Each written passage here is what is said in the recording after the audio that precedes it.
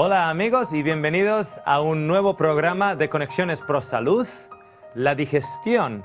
Y llevamos ya 5 programas juntos y quiero darles las gracias por su fidelidad y por estar ahí aprendiendo y cuestionándose tal vez nuestros estilos de vida heredados que en cierto aspecto pues, nos están haciendo enfermos.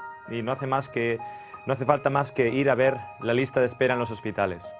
Hace un par de años el presidente americano, Obama, hizo lo que allá en América se llamó un health reform o una reforma de salud. Entonces a lo que se instó fue a que toda la administración hospitalaria cambiara para que fuera un poquito más ágil, para que las listas de espera fueran tratadas más rápidamente, para que la gente no tuviera que esperar por un tratamiento tantos y tantos y tantos meses. Y le llamaron reforma de salud. No sé si están dando cuenta. Para reformar la salud, el gobierno americano invierte en una transformación de la estructura. Pero la gente sigue enferma. Las listas de espera siguen de la misma manera, que sí que ahora posiblemente los pacientes sean tratados más rápido, pero esa no es la verdadera reforma de salud. La verdadera reforma de salud no implica una reforma en la estructura administrativa de los hospitales. Es reducir las listas de espera. Pero claro, el gobierno en sus ministerios de salud, en todos los países civilizados, lo que interpretan para reducir las listas de espera es agilizar el proceso. Pero una verdadera reducción en la lista de espera es cuando no hay tanta gente enferma. Cuando las listas de espera están solo ahí para gente en urgencias o para determinados casos, pero no para tantas y tantas y tantas personas enfermas. Eso es una verdadera reforma de salud, o en nuestro caso, una reforma pro salud. Eso es lo que realmente necesitaría ser implementado en los gobiernos. Simplemente la enfermedad de una nación cuesta una tremenda cantidad de dinero a todos los gobiernos. Si esa nación no está enferma, imagínense la cantidad de dinero que se está ahorrando. Sobre todo ahora en un país como España y Europa en sí, y parte de una crisis mundial, en la cual se encuentran recortes en la sanidad. Pues que recorten la sanidad, pero usted invierta en salud. Porque si usted invierte en salud, a usted no le va a afectar ningún recorte en la sanidad. Pueden recortar la sanidad cuanto quieran, pero si usted está invirtiendo en salud, esos recortes a usted no le afectan. En el día de hoy, en este programa número 5, les voy a dar el título. Programa número 5, el pollo verde. ¿He abierto su apetito? Vamos a leer juntos. Estos seminarios están diseñados para compartir información con el público en general. La información presentada no ha de ser interpretada o usada para el tratamiento de casos individuales. Consulte con su profesional de la salud. En el programa número 4 mostramos las combinaciones más populares en todos los países civilizados, debería ser avanzados o modernizados. Porque civilizaciones hay en todo el mundo. En todos los países modernos, las combinaciones de alimentos fueron expuestas en el programa anterior y las más populares son las peores de aquellas combinaciones. Cuando nos vamos a los extremos, cuando empezamos a combinar elementos, por ejemplo, carbohidratos concentrados con un potencial de glucosa muy alto, y alimentos con proteínas concentradas, patatas fritas con pollo, un filete con arroz, etcétera, etcétera, etcétera. Les recuerdo el programa número 4 y le insto a que lo revise, pero vamos a hacer un pequeño resumen. Las proteínas concentradas necesitan un ambiente ácido en el estómago a la hora de que las cadenas, la cadena de proteínas, esos peptidos creo que se llama en español, en inglés se dice peptides. Estos peptidos, estas cadenas de aminoácidos comiencen a ser separadas con los o preseparadas con los jugos gástricos para que luego ya en el duodeno sean finalmente con la tripsina cortadas y asimiladas como aminoácidos en el cuerpo. Si el ambiente en el estómago está alterado y el pH es alterado, entonces esa proteína no va a ser tratada en el estómago como debería y luego el duodeno no va a poder asimilar no va a poder hacer el trabajo para asimilar a través del intestino delgado esas proteínas. Lo que significa que cadenas largas de proteínas que no han sido asimiladas en el cuerpo van a pasar al intestino grueso y van a pudrirse. ¿Okay? La proteína se está pudriendo. Y si usted va al baño, y amigo o amiga, si huele, usted tiene putrefacción y fermentación, porque técnicamente no ha de oler.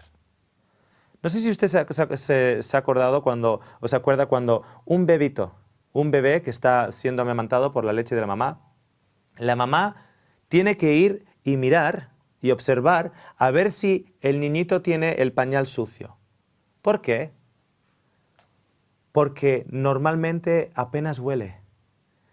El papá levanta al bebé y huele a ver si realmente tiene el pañal sucio, pero no lo huele. Entonces tienen que chequearlo muchas veces. ¿Por qué? Porque no hay fermentación, no hay una combinación extraña de alimentos, solo se están alimentando de leche de la madre, entonces no está fermentando, tienen suficiente bacteria que está siendo asimilada, entonces no huele. Pero cuando ese niñito empieza en sólidos y la abuelita viene y le da un trocito de pan y luego otro le da una gominola y viene otra persona y le da esto y luego le da pollo con arroz, que es muy sano. Pollo con arroz, que es muy sano. Entonces ese niñito, cuando su pañal está sucio, ya usted no necesita ir a mirar. El vecino le va a golpear en la puerta y le va a decir, cambia el pañal de ese niño. Porque empieza a ocurrir una fermentación y una putrefacción. Pero técnicamente, amigos, no debería ocurrir así.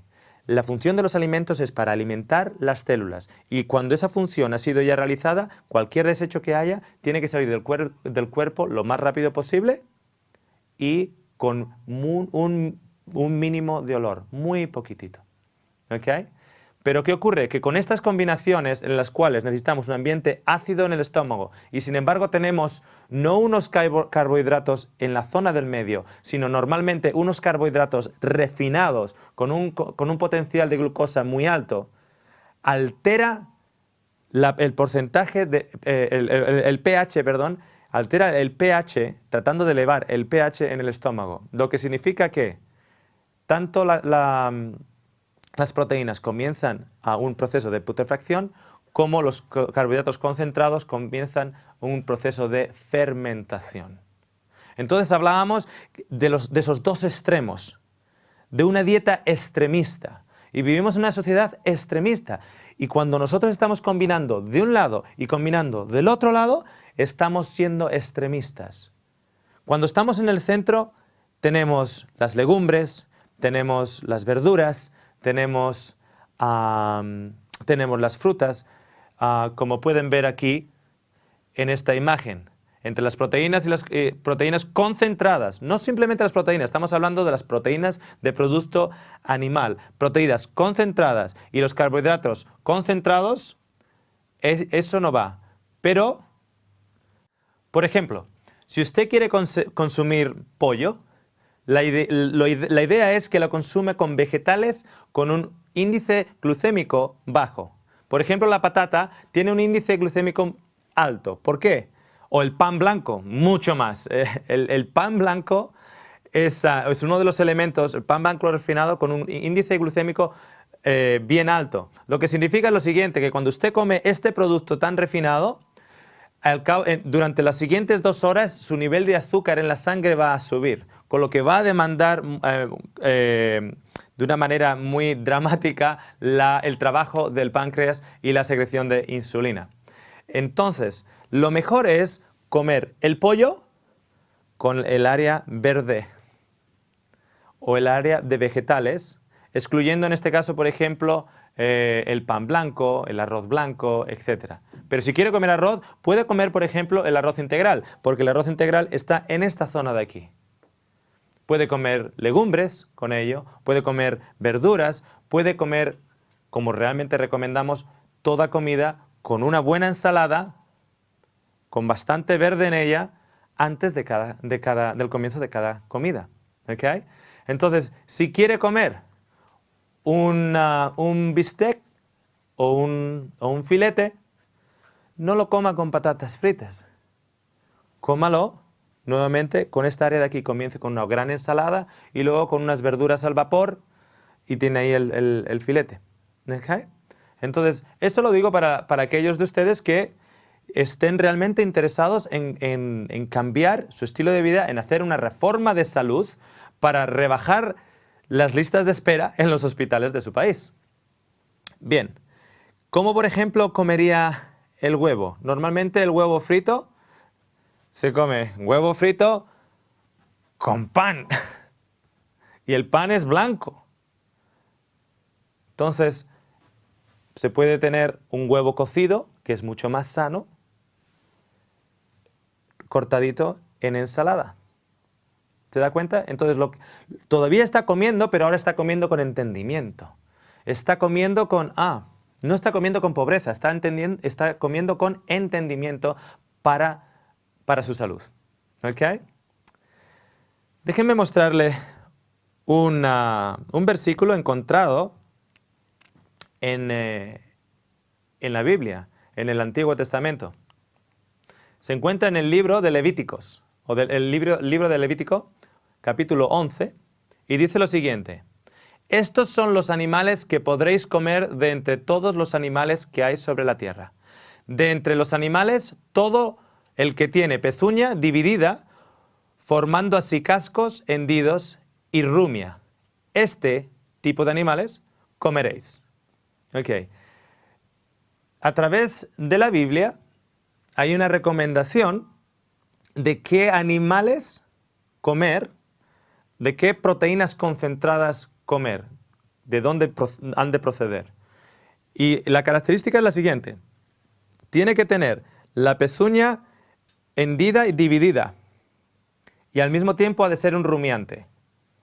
Por ejemplo, la ternera o la vaca, el buey, la cabra, la oveja, el cordero, todos son animales rumiantes y al mismo tiempo tienen pezuña dividida. Y de todos esos, de ese tipo de proteína, se puede comer. ¿Ok? Se da permiso para comer. Entonces, muchos de ustedes, si realmente quieren una reforma de salud, lo que van a tener que hacer en estos momentos es ir a su frigorífico y tirar a la basura la carne de cocodrilo que tienen allá.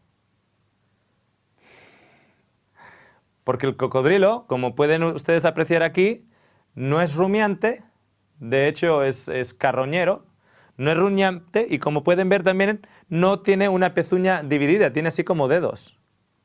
Así que a aquellos de ustedes que tienen el cocodrilo en la casa, en la Biblia realmente le recomiendan que no lo coman. Muchos de ustedes también van a tener que deshacerse de la tortuga.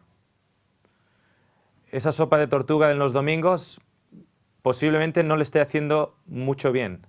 Y muchos de ustedes van a tener que llegar a una conclusión en la cual van a tener que declarar que voy a seguir un poquito las normas de salud y las recomendaciones para mi salud y no más sopa de tortuga. Porque no es rumiante, o sea, porque no cumple las dos características de rumiante y de pezuña. Así que muchos de ustedes también, esos filetes de mono que tienen en el congelador, yo les recomiendo que que se lo den al perro, pero que no compren más. Porque la carne de mono, pues no va a ser, primeramente que no es recomendada. Y no es recomendada en la Biblia, lo que significa que no es recomendada por Dios. Y si Dios nos hizo a nosotros, pues Él sabrá cómo vamos a funcionar mejor. Aquel que construye un coche diésel sabrá exactamente qué tipo de gasolina conviene a ese coche. De la misma manera, aquel que nos creó sabrá también que la carne de mono, por alguna razón, no nos va a sentar bien. Así que le recomiendo que esa carne de mono que usted tiene en el refrigerador o en el congelador, que se lo dé al perro o lo tire directamente, si no tiene perro. Camello tampoco cumple las dos cualidades. No cumple, es rumiante, pero no tiene la pezuña. ¿Okay? Tiene así como dedos, no tiene la pezuña. O sea, no cumple las dos cualidades. Caballo. Bueno, por aquí por Europa muchos han estado pensando que estaban comiendo carne de ternera en la carne precongelada que estaban comprando, cuando en realidad lo que estaban comprando era carne de caballo. Así que literalmente les digo que no hay una recomendación saludable a la hora de comer carne de caballo. ¿Okay? No porque sea un animal feo o sucio en sí, pero simplemente no está diseñado para que el hombre lo consuma. Así que yo les recomiendo que no vaya a la carnicería para comprar la carne de caballo de aquí en adelante, si quiere invertir en salud. Conejo. Rumia, pero no tiene la pezuña dividida. El arroz con conejo posiblemente tampoco sea la mejor opción para usted. Y evidentemente yo sé que es muy práctico en los hogares de muchos el poder comer serpiente y al mismo tiempo luego utilizar la piel para hacerse cintos, ¿verdad? Pero le recomiendo que de aquí en adelante pare de poner bocadillo de serpiente a los hijos cuando van al colegio. Si ustedes miran en sus pantallas esta lista de animales, ustedes se van a dar cuenta que cuando la Biblia nos dice las características de los animales que debemos comer, y ahora les acabo de poner una lista de animales que no cumplen esas características, ustedes van a decir, bueno, pues es que entonces yo hasta cierto punto estoy siguiendo la Biblia entonces. Estoy siguiendo las recomendaciones porque yo como la ternera, yo como el cordero, yo como animales que rumian y que tienen la pezuña, etc. Entonces, les he puesto un ejemplo, les he puesto 1, 2, 3, 4, 5, 6, 7 animales. Y salvo la excepción posiblemente en algunos de los casos de ustedes, del conejo, salvo esa excepción en alguno de ustedes, el resto de los ejemplos que les he puesto acá, y hay muchos más, las iguanas y muchos otros, el resto ustedes van a decir, bueno, es que evidentemente Óscar estaba tomándonos el pelo cuando habló de la carne de mono en el congelador, porque ¿quién tiene carne de mono en congelador? Algunas culturas, pero por lo general las culturas más avanzadas no se alimentan de comida de mono. Entonces ustedes miran eso y dicen, perfecto, tiene totalmente sentido. Les voy a poner un nuevo animal que tiene pezuña hundida, pero no es rumiante. ¿Están listos?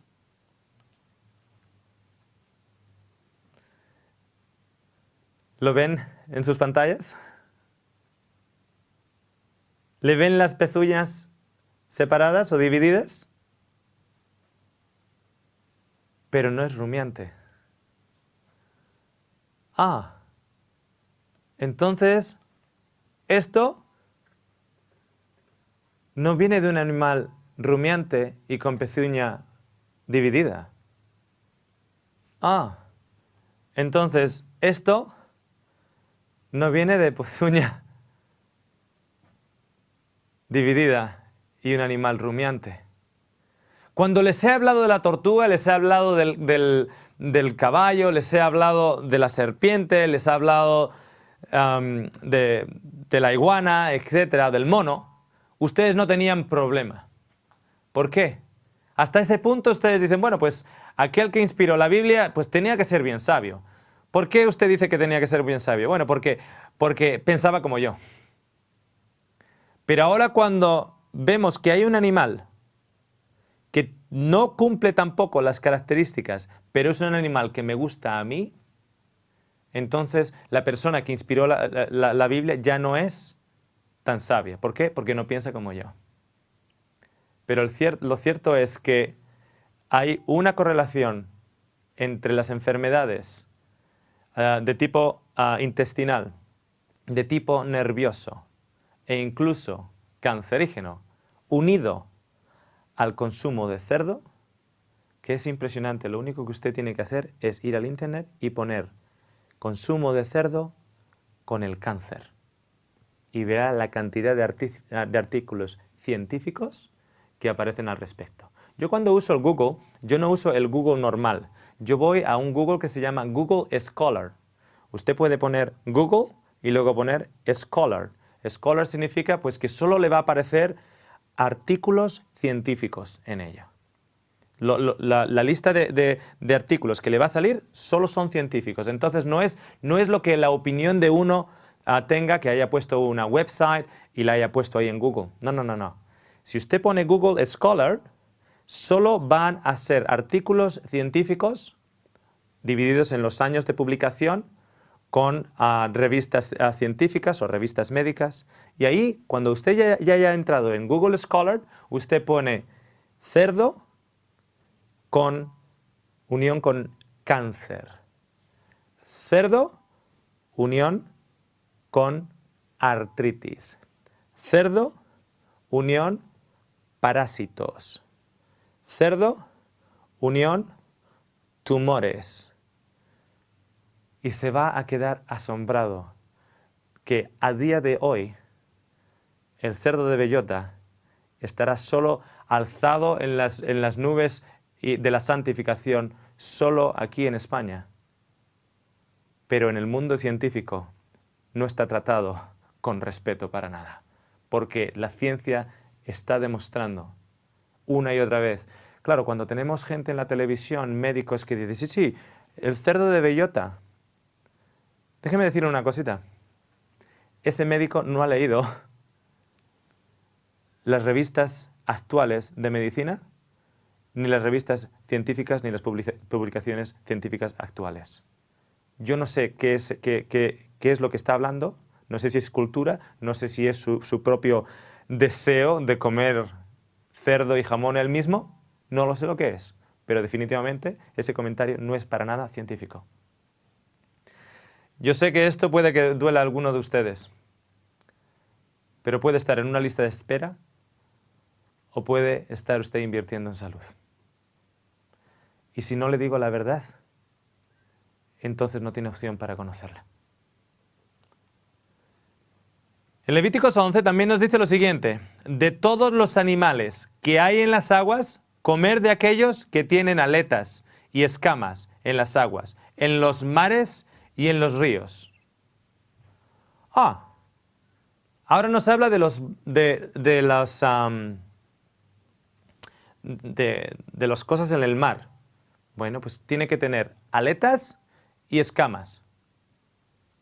Bueno, pues el bacalao, ¿no? La sardina. Claro, totalmente tiene sentido común.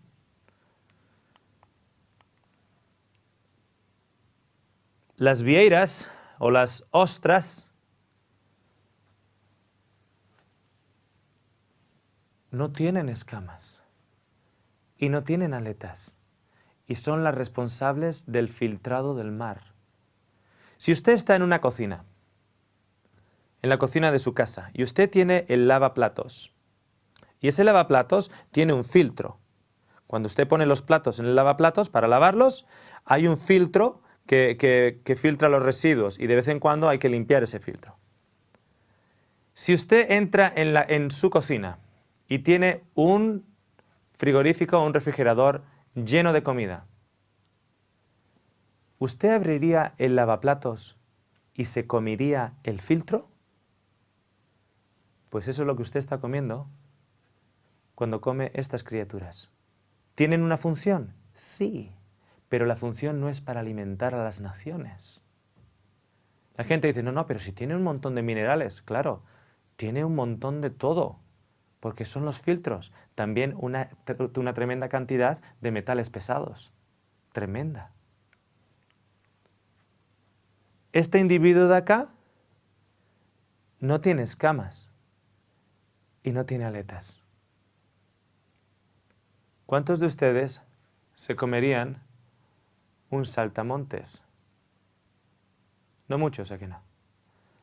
Pues este es el saltamontes del mar. Y nos lo comemos y pagamos dinero en Navidades también por él. Y por ellos. Y aquí en España, por las angulas. O aún peor, por aquellas fabricaciones de plástico que son todos los residuos formados en lo que parece una angula de verdad. ¿Ustedes saben dónde crecen estos individuos? Crecen en la desembocadura de los ríos. ¿Y ustedes saben cómo están los ríos? Sucios y contaminados. Y ellos crecen ahí. Y nosotros pagamos una tremenda cantidad de dinero para comerlos por Navidad. ¿Estamos locos? Como les decía en los programas anteriores, el sentido común a veces no es muy común. El tiburón tiene aletas, pero no tiene escamas. La gente dice, bueno, yo es que tiburón no como. Pues si no come tiburón, no se preocupe del tiburón. ¿Come alguno de estos otros? Allá en Australia yo tengo un amigo que él es pescador en el norte de Queensland. Él entra en unos grandes barcos y ellos pescan tiburón. Es lo único que pescan, pescan tiburón. Bueno, es el negocio, es pescar tiburón. ¿Para qué lo utilizan?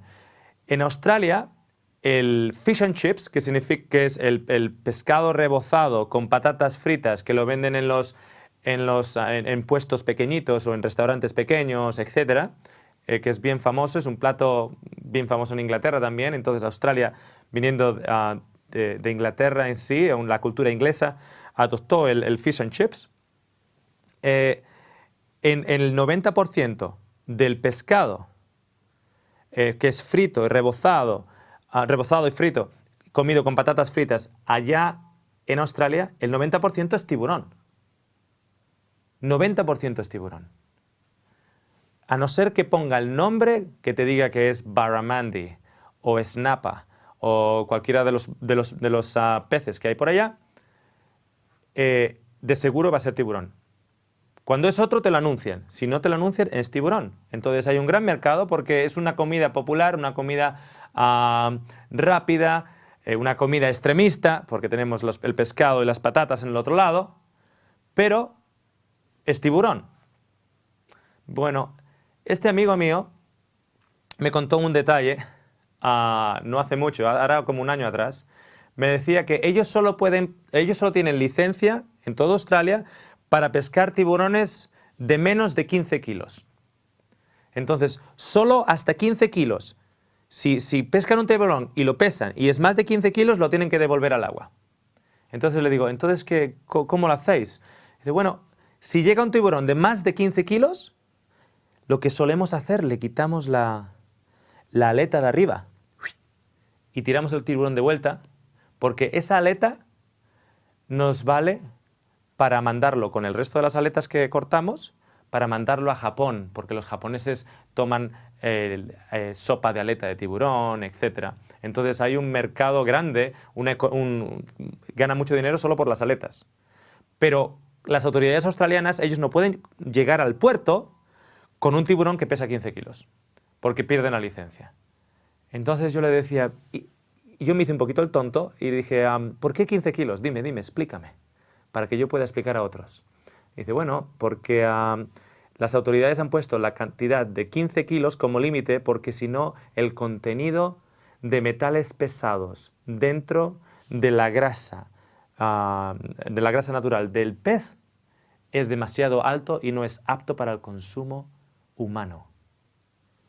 Ah, le digo, amigo, entonces cuando ustedes pescan un tiburón que pesa 14 kilos 900, me dice, ese nos lo podemos quedar, porque son 14 kilos 900. Y le digo, ¿y los metales pesados? Y se ríe. Claro, el tiburón no va nadando en las aguas contaminadas de este mundo, absorbiendo el plomo, absorbiendo el mercurio, absorbiendo todas esas cosas, absorbiéndola y guardándolas en sus células liposas. No lo hace a partir de los 15 kilos. Lo hace desde que nace.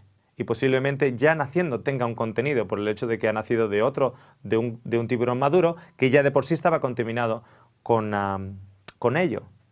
Entonces, ¿qué ocurre? Que cuando tiene 14 kilos 900 también está contaminado con metales pesados. Atención, las autoridades australianas dicen que si tiene 15 kilos no lo pesques porque los índices son demasiado altos para el consumo humano.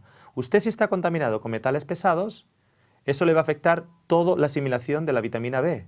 Le va a afectar, de hecho, todo su sistema nervioso, porque el sistema nervioso necesita del complejo vitamínico B para realmente ser activado y trabajar correctamente. Pero el tiburón de 14 kilos también tiene. Y el tiburón de 13 kilos también tiene. Miren esta foto. Esto es un atún. El atún tiene escamas. Técnicamente sí. Tiene unas pocas aquí. Así que les doy las escamas. Técnicamente, el atún se puede comer. Técnicamente. Si vamos a la letra de la ley y vemos que tiene unas poquitas escamas ahí. Técnicamente sí. Por lo demás se parece bien parecido a la piel del tiburón. Pero técnicamente tiene escamas. Y tiene aletas. Así que técnicamente el atún se puede consumir. Déjenme mostrarles, para que lean en sus pantallas, este artículo del diario El Mundo, aquí en España. El diario El Mundo nos dice lo siguiente: el mercurio e infarto, los peligros de una lata de atún. En El Mundo, en el periódico El Mundo, dice: algunas dietas recomendadas por los especialistas podrían no ser tan beneficiosas como se pensaba. El consejo de aumentar el consumo de pescados ricos en ácidos grasos omega 3 por sus efectos cardioprotectores podría quedar obsoleta. El consumo de especies marinas es la principal vía de entrada de mercurio al organismo. El mercurio es un metal pesado con efectos tóxicos bien conocidos en el ser humano, en especial sobre el sistema nervioso. La fuente principal de este metal es el pescado de nuestra dieta. Aunque salvo los peces procedentes de zonas con elevadas tasas de contaminación, no todas las especies contienen la misma cantidad.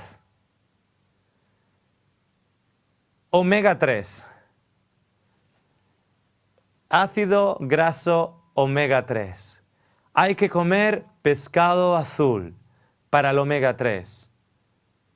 Les voy a comentar un secreto.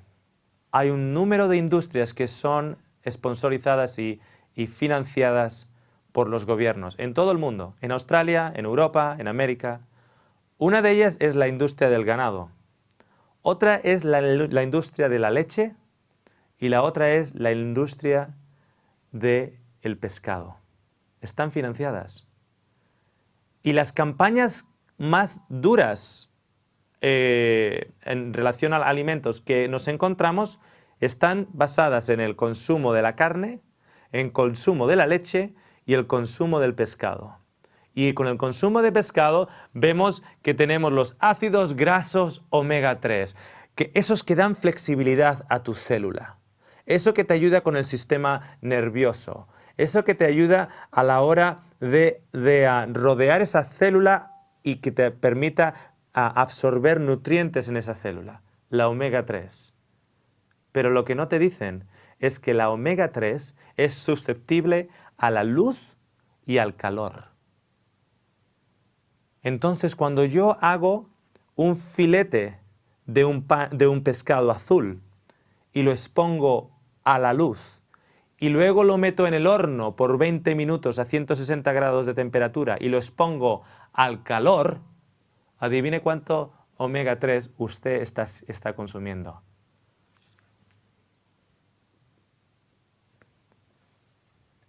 Adivine cuánto mercurio. Bueno, depende del tamaño del pescado. Así que está comiendo el pescado azul por la omega 3, no tiene la omega 3 porque es susceptible y se pone rancia con el calor y la luz, y aquello que no quiere, el mercurio, se lo está chupando usted todo. ¿Cómo conseguimos la omega 3 sin el mercurio? Semilla de linaza. La semilla de linaza usted la mete en una batidora o en un molinito, donde se muele el café, por ejemplo, o en una pequeña batidora, y echa lo suficiente para una semana y lo bate hasta que esté bien molida. Cuando esté bien molida, no la compre molida del supermercado porque es susceptible a la luz. Cuando esté bien molida, haga pequeñas cantidades. Incluso si hace cantidades, tiene la facilidad de hacerlo solo para el día, mucho mejor. Entonces, hace una pequeña cantidad, si ha hecho para hoy, para mañana o para 3 días, la pone rápidamente en un container plástico y la pone en el congelador. ¿Por qué en el congelador? Porque normalmente usted no abre tanto la puerta del congelador como la abre del frigorífico. Y luego a la mañana para su desayuno, usted se echa eso encima de su desayuno o encima de aquello que vaya usted a comer de desayuno. Entonces usted está introduciendo omega 3 en su cuerpo y no mercurio. Si además de eso usted tiene la linaza y tiene algún tipo de frutos secos, especialmente la nuez, mezcla la linaza con la nuez y la bate hasta que quede así como pulverizado, como polvito, como polvo granulado. Ahora, cuando usted consume eso, está consumiendo omega 3 y omega 6 en la proporción correcta. Si bien uno de ellos lo hace flexible, el otro lo ayuda a absorber los nutrientes. Y el omega 3 y el omega 6 trabajan de una manera compaginada, pero no hay mercurio en ello. Fíjense este artículo que apareció en el Sydney Morning Herald allá en Australia, que no se puede pescar ahora en la bahía de Sydney. O si pesca, no se lo coma. Pesque por hobby, pesque para pasar el tiempo, pero no se coma ese pescado porque tiene una tremenda cantidad de mercurio y más pescados aparecen con cánceres a la piel, etcétera, etcétera, etcétera. La letra C. La letra C es la letra con la que comienza la palabra carne, pero también es la misma con la que comienza la palabra cáncer. Ambas comienzan con la letra C. Aquí les pongo una referencia de cientos de referencias, de cientos de estudios en los cuales se demuestra una conexión tremendamente cercana entre el cáncer y el consumo de la carne. Una dieta de carne tiene una fuerte conexión con el cáncer de colon. Hablábamos en programas anteriores cómo cuando nosotros estamos aumentando el compost en nuestro colon y cuando estamos aumentando el compost con una proteína que no ha sido digerida, que no ha sido absorbida y la estamos llevando a ese lugar donde no puede ser digerida ni tratada correctamente, sino solo estimular la bacteria de la putrefacción, estamos aumentando el riesgo del cáncer. Cáncer y carne comienzan con C y la carne aumenta el riesgo de cáncer en las glándulas linfáticas. No solo en el colon, sino en las glándulas linfáticas. ¿Por qué? Porque cuando estamos intoxicando ya el área del intestino grueso, hablábamos en programas anteriores cómo ahora el cuerpo absorbe o reabsorbe esas toxinas de vuelta en el sistema sanguíneo. Pero el sistema sanguíneo es filtrado a través del sistema linfático. Y el plasma del sistema linfático, la cantidad de plasma que ha de ser reabsorbida en el sistema sanguíneo pasa por el sistema linfático y es filtrado por el sistema linfático y por sus glándulas. Un consumo de carne ha sido encontrado que aumenta el riesgo de cáncer en las glándulas linfáticas. Aquí simplemente le pongo un estudio científico, aprobado, publicado, solo uno, pero hay cientos. ¿Solo uno por qué? Porque no les quiero aburrir. Vayan a Google Scholar y pongan la palabra carne y cáncer. El consumo de carne aumenta el riesgo de cáncer de pecho. Pregunta, si tenemos una epidemia de cáncer de mama, ¿cómo es posible que teniendo estudios identificando el aumento de riesgo con consumo de proteínas concentradas y el aumento en el índice de cáncer de mama, cómo es posible que nadie diga a esa mujer que una de las cosas que tiene que hacer para prevenir el cáncer de mama es reducir o eliminar las proteínas concentradas? ¿Cómo es posible que nadie se lo haya dicho? Cáncer y carne empiezan con C y el consumo de la carne aumenta el riesgo de cáncer de próstata. Si tenemos una epidemia de problemas de la próstata, ¿cómo es posible que no haya una campaña de reforma de salud que ayude a recortar las listas de espera e informando a la gente que han de reducir el consumo de proteínas concentradas de origen animal si quieren prevenir el cáncer de próstata? ¿Cómo es posible? No tiene sentido. El consumo de carne aumenta el riesgo de cáncer de ovario. ¿Y nadie nos dice nada? ¿Y no hay un doctor que diga tienes que reducir o eliminar el consumo de proteínas concentradas? Pregunta, ¿qué leen estos doctores? Porque estos son estudios científicos. Hay un montón de estudios publicados en medical journals, en revistas médicas. Y yo no lo sé cómo funciona acá, pero allá en Australia, cada doctor tiene que estar suscrito a un número de revistas médicas para estar al corriente de los últimos avances y los últimos descubrimientos y los últimos estudios. Ah, que se me olvidaba. Que la industria de la pesca, la industria de la leche y la industria de la carne son financiadas y sponsorizadas por los gobiernos. Carne y cáncer empiezan con C. Existe un vínculo indiscutible entre el colesterol y el cáncer. Un vínculo indiscutible entre el aumento del colesterol y el riesgo a problemas cardiovasculares, el consumo de la carne y que alguien esté falleciendo de ataque al corazón.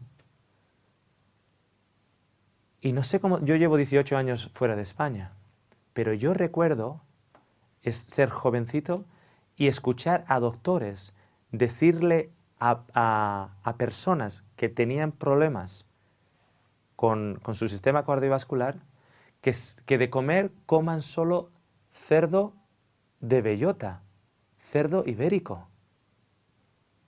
Por favor, ¿de dónde han sacado eso? Cuando hay un vínculo indiscutible. El pollo verde del 2006. En Australia estaba llevando unos programas y estábamos informando acerca de estos temas y el título del programa de aquel día, en el 2006, yo le puse El perro púrpura. Y lo llevábamos en una especie de, allí se llama un town hall, es como el ayuntamiento. En un ayuntamiento, una sala de conferencias de un ayuntamiento allá en Australia. Y llegaron la gente, llegaron las personas para escuchar el tema del día. Llevaban viniendo una serie de días y llegaban ese día. Y claro, ese día estaba lleno. ¿Por qué? Porque la gente había leído el título, el pollo púrpura, y había aparecido allá. Y yo cuando vi a tanta gente dije, wow, no me imaginé que simplemente por el título, el pollo púrpura, hubiese atraído a mucha más gente de lo que había estado viniendo los días anteriores. Hasta que empecé a hablar y alguien levantó la mano y me dice, ¿vas a hablar del pollo verde? Le digo, bueno, vamos a hablar del pollo púrpura. Ah, que también hay púrpura. Le digo, ¿a qué se refiere? Nosotros estamos aquí por lo que hemos escuchado ayer en el programa nacional del canal 7 o del canal 9, que se llama Current Affairs, a las 8:30, nacional en Australia, el caso del pollo verde. Le digo, ¿cuál es el caso del pollo verde? Me dice, bueno, pues esta señora que compró un pollo, lo dejó en la nevera y se le olvidó comerlo y a los 3 días... No, perdón, lo dejó fuera de la nevera, lo trajo, cogió trajo las bolsas del supermercado y lo dejó encima del mostrador, en la cocina. Pero se olvidó meterlo en la nevera. Se fue a la mañana siguiente a trabajar y regresó y ya como había habido calor, decidió que en lugar de comérselo ella, se lo iba a dar al perro. Entonces cogió el pollo, lo puso afuera para el perro y cuando apagó la luz de la cocina y se iba a la cama, se dio la vuelta y había una luz verde. Y dijo, ¿y esta luz verde? Y salió fuera y el pollo estaba iluminado. Verde. Así como un fluorescente. Las empresas de carne comenzaron a explicar que, bueno, que a veces una bacteria en el proceso de descomposición puede producir ese efecto, etcétera, etcétera, etcétera. Ese perro se estaba comiendo un pollo verde. Y ese día yo me acuerdo bien en especial porque era el 2006 y el lugar en ese ayuntamiento, en esa sala de conferencias estaba lleno. Porque alguien había visto algo en la televisión que dijo, wow, ¿qué estamos comiendo? ¿Cómo nos están alimentando? ¿Y qué tipo de industria está siendo financiada? El pollo verde. Tenemos las vacas locas. Tenemos la gripe avial. Avial. Allí se llama the bird flu. Tenemos también la enfermedad de los cerdos y la gripe porcina. Tenemos esa enfermedad en los corderos y en las ovejas que afecta a sus pezuñas y afecta a sus bocas. Tenemos un montón de enfermedades entre los animales. Si bien tiempo atrás, miles de años atrás, se dio permiso al consumo de aquellos animales que tenían la pezuña separada y rumiaban, era una época en la cual no observábamos esto. No observábamos nada de esto. Este es un pez que tiene cáncer en la piel. Cáncer en la piel. ¿Cómo es que un pez consigue desarrollar cáncer en la piel si no le da el sol? Está bajo el agua, el sol no le llega. ¿Cómo es posible que este pez tenga, por lo menos no le llega de la manera que nos llega a nosotros? De allá en Australia, los rayos ultravioleta queman. Pero este pez tiene cáncer en la piel. ¿Cuál es su ambiente? ¿Qué le toca a la piel? El agua. Y si ustedes creen que los países industrializados nos generan todas las producciones que nos están ofreciendo y no generan nada de residuo, usted vive en el país de Lilila. Porque lo cierto es que los mares en el día de hoy tienen una cantidad de toxinas impresionantes.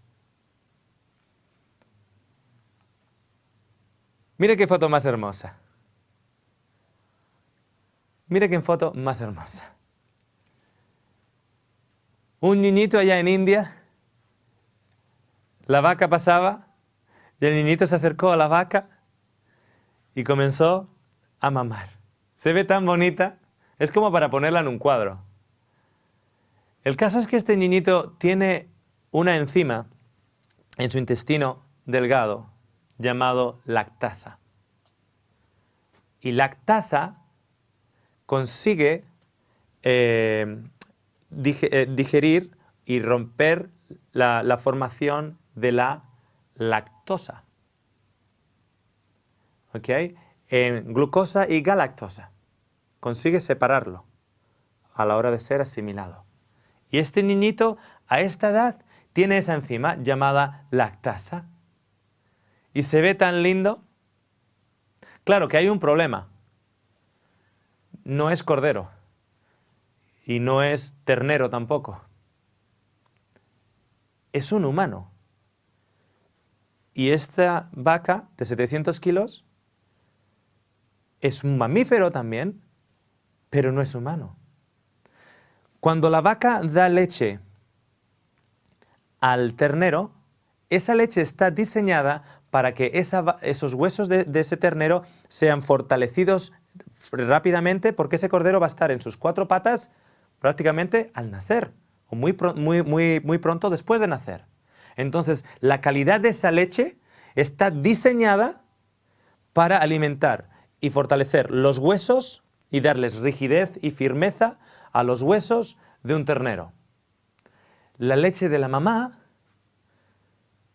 está diseñada para dar flexibilidad, no rigidez, sino flexibilidad a los huesos del bebé. Porque el bebé necesita unos huesos flexibles. Y si nosotros le estamos dando una leche que está diseñada para hacer los huesos rígidos, estamos siendo contra natura. Ese niño no va a comenzar a andar hasta la edad de 1 año. Pero ciertas partes en su sistema óseo todavía tienen que adaptarse y endurecerse de una manera gradual. Por eso la leche de la mamá está diseñada para ello. Y tiene una enzima llamada lactasa que puede digerir la lactosa. Pero cuando ese bebé empieza a crecer, el número de lactasa empieza a reducirse. Es como que un interruptor se va apagando.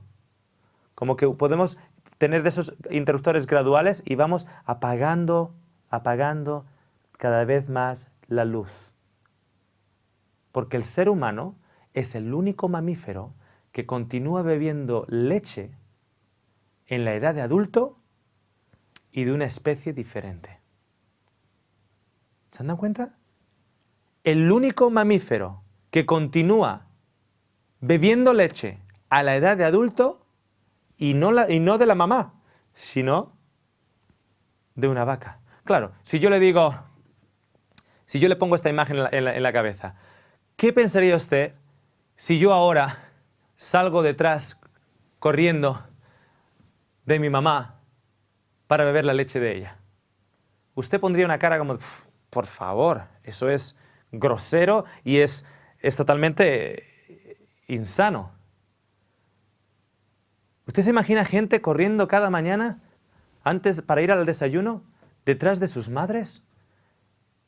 El joven de 25 años, mamá, tengo que ir al colegio, y sale a buscar a su madre para tomar leche de ella. Es totalmente ridículo. Pero amigos, salimos detrás de una vaca. Salimos detrás de una vaca. Y si bien esta foto que tenemos aquí se ve tan hermosa y se ve tan bonita y está para un cuadro, esta foto de aquí se ve totalmente innatural. Se ve totalmente innatural. En el próximo programa vamos a hablar un poquito más acerca de las proteínas y cómo esas proteínas, si entran dentro de nuestro sistema sanguíneo formadas y no como aminoácidos, pueden causar, de hecho causan, una reacción autoinmunológica en el cuerpo humano. Me encanta la foto, sí. Es graciosa, es absurda. Es la realidad de muchos de nosotros. No, pero si yo no hago eso, yo no me pongo debajo de una vaca, yo la cojo del cartón. ¿Pero de dónde crees que viene? ¿Solo porque la has embotellado en un cartón? No significa que no venga de la vaca. Y usted no tiene la suficiente lactasa, porque usted es un adulto.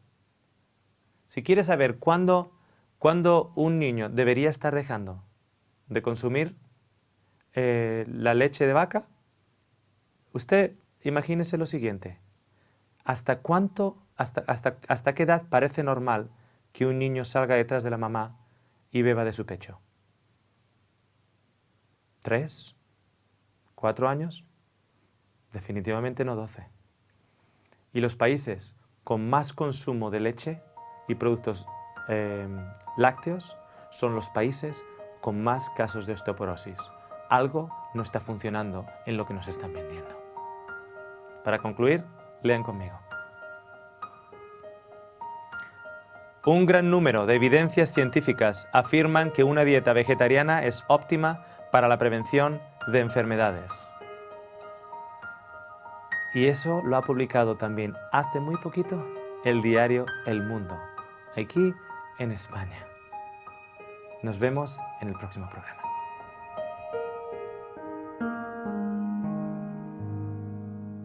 Y con un mínimo de olor, muy poquitito. ¿Ok?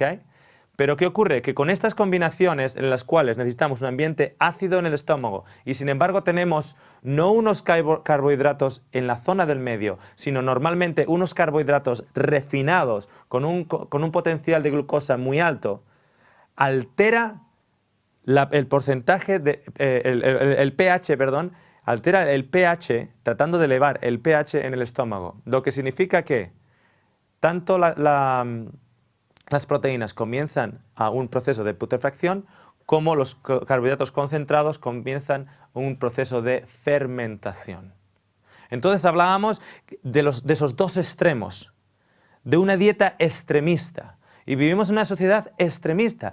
Y cuando nosotros estamos combinando de un lado y combinando del otro lado, estamos siendo extremistas. Cuando estamos en el centro, tenemos las legumbres, tenemos las verduras, tenemos las frutas, como pueden ver aquí en esta imagen. Entre las proteínas y las proteínas concentradas, no simplemente las proteínas, estamos hablando de las proteínas de producto animal, proteínas concentradas y los carbohidratos concentrados, eso no va. Pero, por ejemplo, si usted quiere consumir pollo, la idea es que lo consume con vegetales con un índice glucémico bajo. Por ejemplo, la patata tiene un índice glucémico alto. ¿Por qué? O el pan blanco, mucho más. El pan blanco es uno de los elementos, el pan blanco refinado con un índice glucémico bien alto. Lo que significa lo siguiente, que cuando usted come este producto tan refinado, al cabo...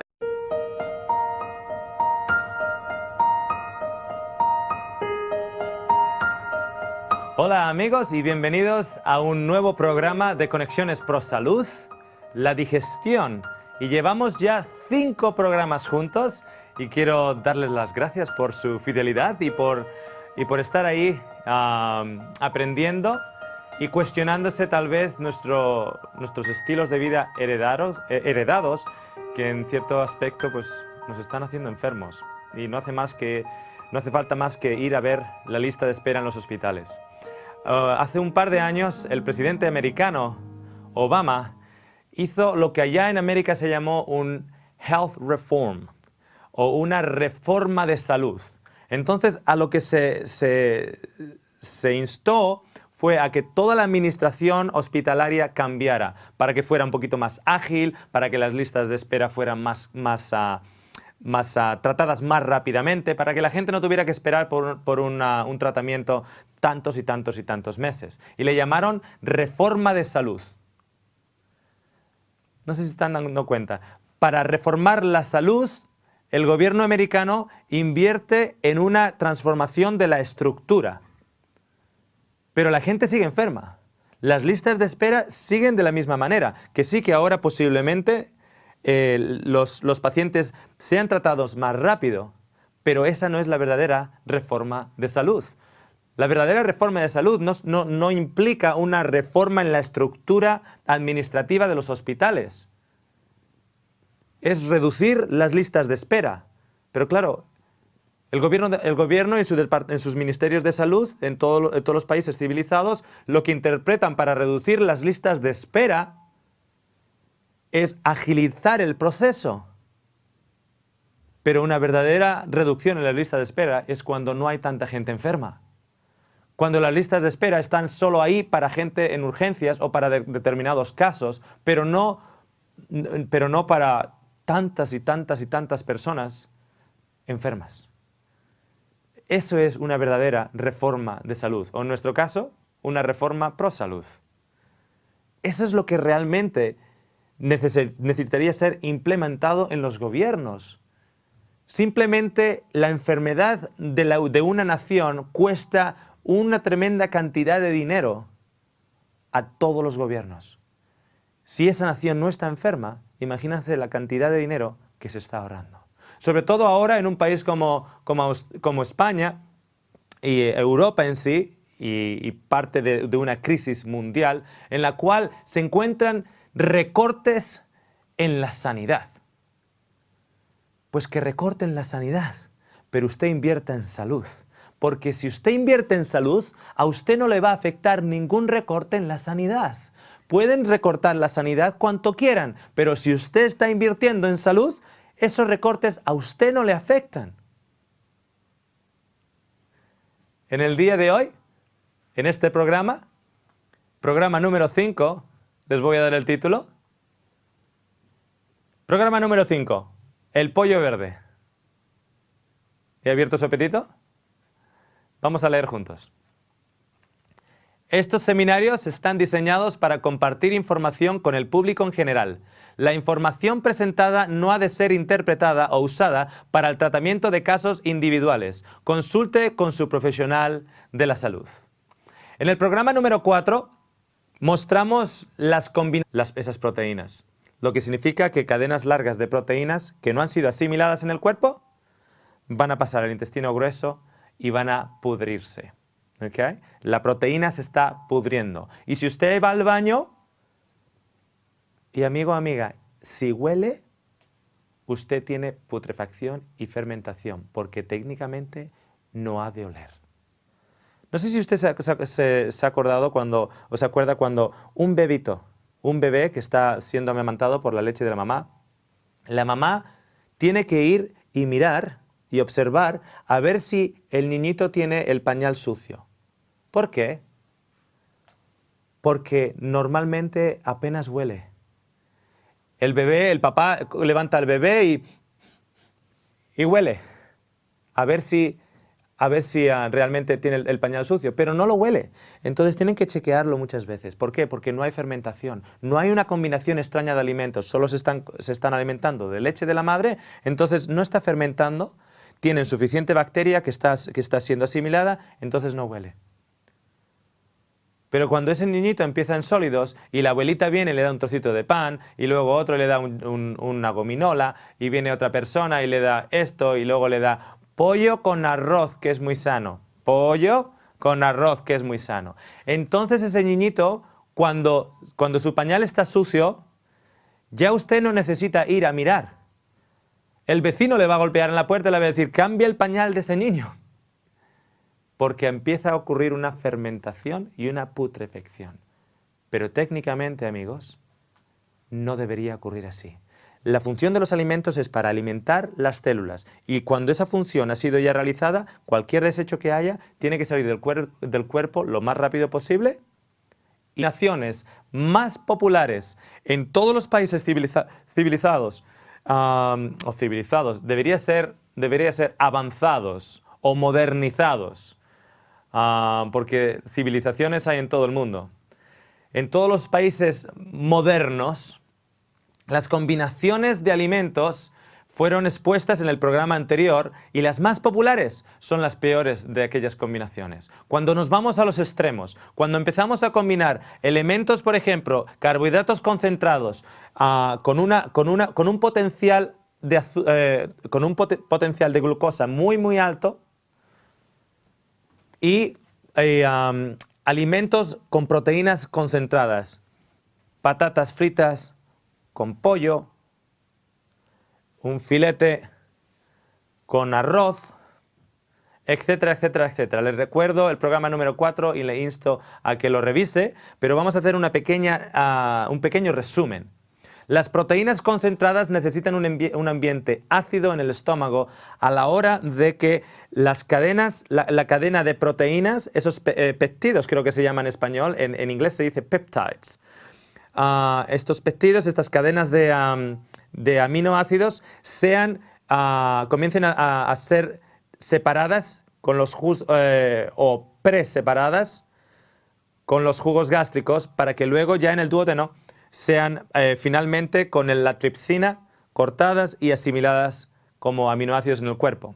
Si el ambiente en el estómago está alterado y el pH es alterado, entonces esa proteína no va a ser tratada en el estómago como debería y luego el duodeno no va a poder asimilar no va a poder hacer el trabajo para asimilar a través del intestino delgado